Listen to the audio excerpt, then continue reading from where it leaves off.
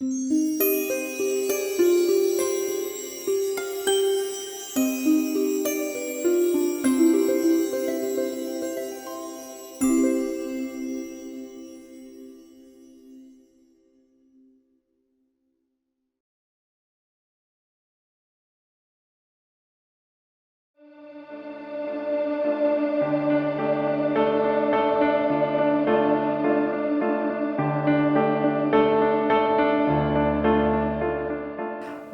در مجارستان به دنیا آمدم 1944 دسامبر 1944 که در واقع 15 روز مونده بود که سال تموم شه و 45 سالی بود که به اصطلاح مجارستان و تمام اروپا جنگ تموم شد. پدر من خواننده اپرا بود، البته آکادمی رو تموم کرده بود، خیلی امیدوار بود که دیگه یک کاریر به عنوان هنرمند، به عنوان خواننده شروع کنه که در واقع جنگ تمام کاریرش رو دیگه شیکون دیگه. معمولا پایتخت از همه شلوغ‌تره و جنگ اونجا خیلی خیلی حاد میشه. ما رفته بودیم که خونه پدر بزرگیم که تقریباً یه 50-60 کیلومتری پایتخت بود و بعد شانسیمون این بود که از همه بیشتر اونجا در واقع روسا آمدن، آلمانی‌ها نمیخواستن برن، بعد جنگ خیلی برگرفت. یعنی اصلا وسط بدترین شرایط من به دنیا آمدم که پدر من قسم خورده بود که هرگز دیگه فرزندی به دنیا نمیاره، چون دیگه واقعا خیلی دشوار بود و خیلی سخت بود.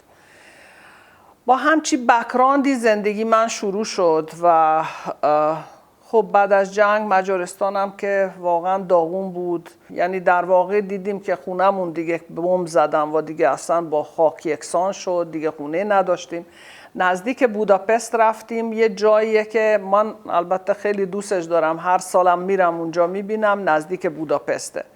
جنگل داره، خیلی زیباست، خیلی قشنگه. بچگیم تا 10-12 سالگی اینجا گذشت. منتها خب پدرم هم میگم چاپخونه کار میکرد و یه سری کتابا که دیگه قرار بود خمیر بشه برمیگردوند خونه و شبا با نور چراغ نفتی، چون یه مدت اصلا دیگه چیز نبود، دیگه برق نبود. یادمه که این مثلا حدود 4-5 سالگیم بود که خوب یادمه که بابا قصه های خیلی قشنگی تعریف میکرد از این کتابا. هنوزم این کتابا همراهم هست، یعنی کتابا که قرار بود خمیر بشه، کتابای قصه های دنیا. خب آندرزن که خیلی دوست داشتم، اما یه کتابی توش جریان داشت، برای همین دارم تعریف میکنم که یه بک‌گراندیه بعداً برای ایران، 1001 شب بود.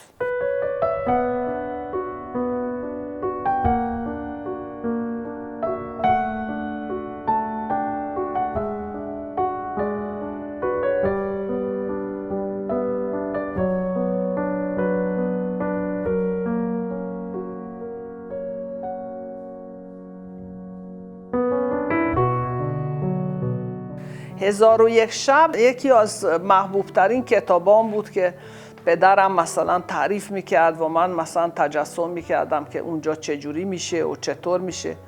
ما یادمه که بعدم با آقای سینایی آشنا شدم، یه مدت گفته بودم اگه من پسر دارم خیلی دلم میخواست اسمش عبدالله باشه. چرا عبدالله؟ چون این اسم تو 1001 شب وجود داشت، دوست داشتم.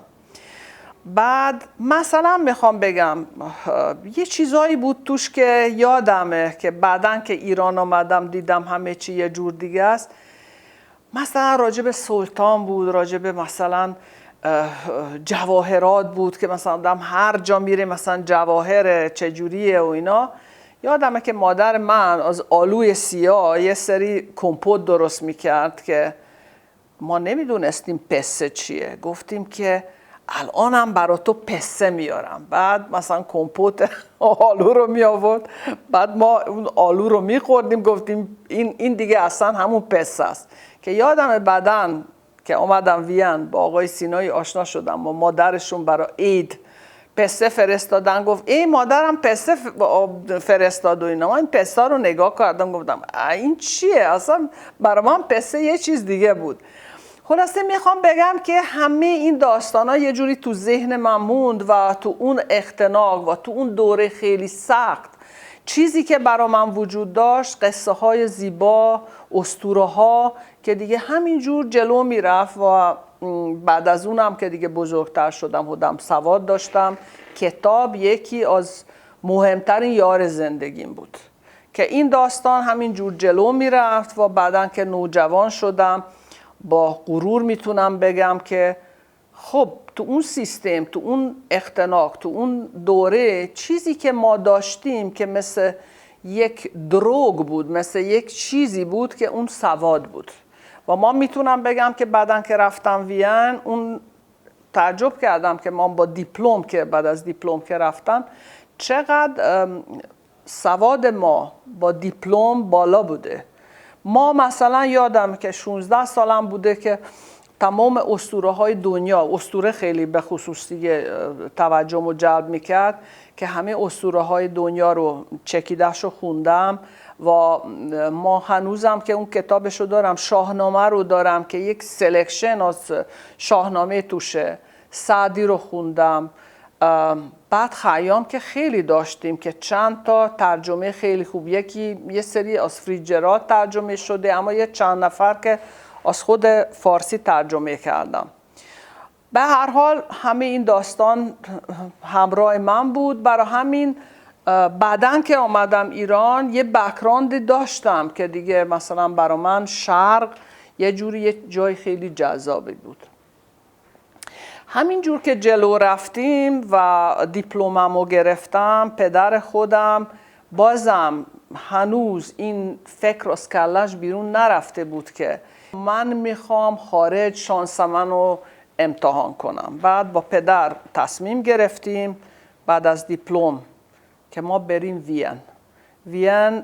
منتها رفتم به وین داستانی بود، یعنی یکی باید گروگان میمون، مادرم گروگان مون دیگه. یعنی ما تصمیم گرفتیم اگر پدرم اونجا مثلا تو اپرا میتونه استخدام بشه ما میمونیم، بعد از 5 سال ممکنه دیگه ما را میبخشم، بعد مادرم هم میتونه بیاد. منتها مادر منم که یه عمر انقدر شنیده از پدرم که خب آره اینجا نمیشه موند، اینجا باید رفت و اینا، دیگه میخواستیم امتحانش کنیم چجوریه.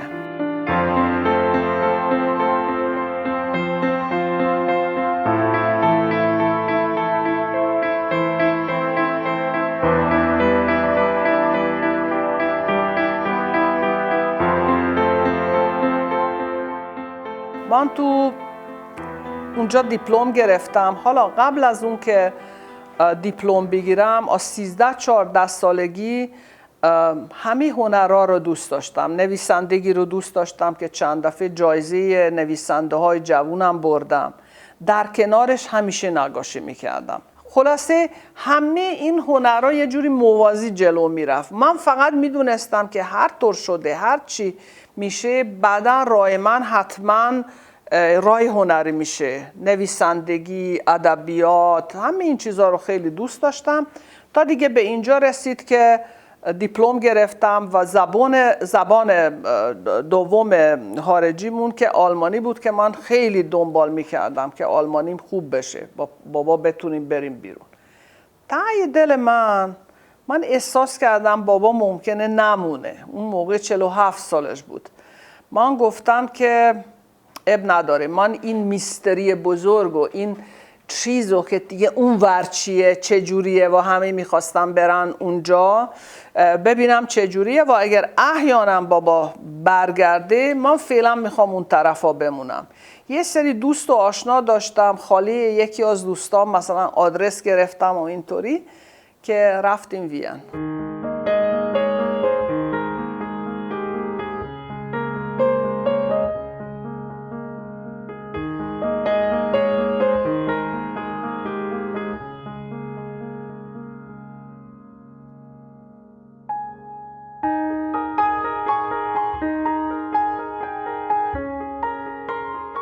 با دشواری و اینا یه اینترویو گرفتیم از اینتندانت اپرای وین و پدرم خونده بود، تنور بود، مثلا پاواروتی، کاروزو و اینا. صداش خیلی خیلی قشنگ بود.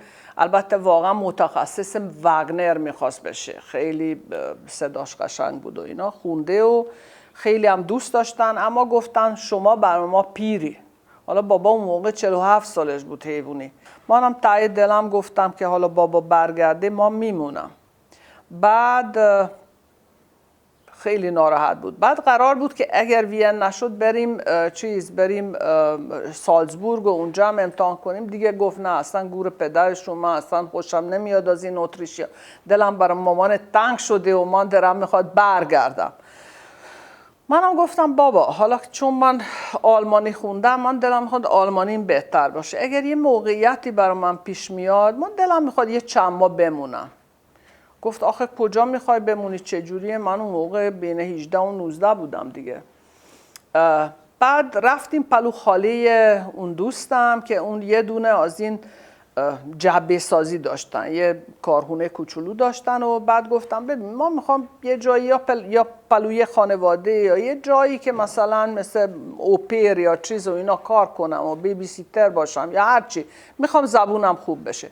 گفت خب خیلی خوب، اینجا یه دونه دیر هست که این دیر یه دونه پانسیون دخترها رو داره که همه خارجی هن. یعنی دانشگاه داره شروع میشه، کاملا نوعه. خب به تو ما امکانات میدیم که میتونی اینجا بمونی، یه خود به ما کمک میکنی، صبح مثلا جواب تلفن میدی و آلمانیم بد نبود، یه خود مثلا چه میدونم دیگه که تو آشپزخونه ظرف و اینا هست کمک کنی بشوری و نمیدونم هیچی. من اینم بگم که ما یه چیزی دشواری داشتیم دیگه، ما با $50 آمدیم بیرون، یعنی بیشتر که نمیدو به هیچ وجه نمیشد آورد دیگه. خلاصه من اونجا شروع به کار کردم و اینا. خیلی زود یه چند ماه بعد یه بورسی برای من جور شد که میتونستم وارد آکادمی بشه، یعنی دانشگاه بشم، که دیگه این بود که داستان وین، که دیگه وین بود. و بعد دیگه اونجا هم که انقدر سخت مثل مجارستان نبود. مجارستان آکادمی و وارد شدم به نقاشی اونا خیلی مشکل بود، اما وین خوشبختانه دیگه شد دیگه.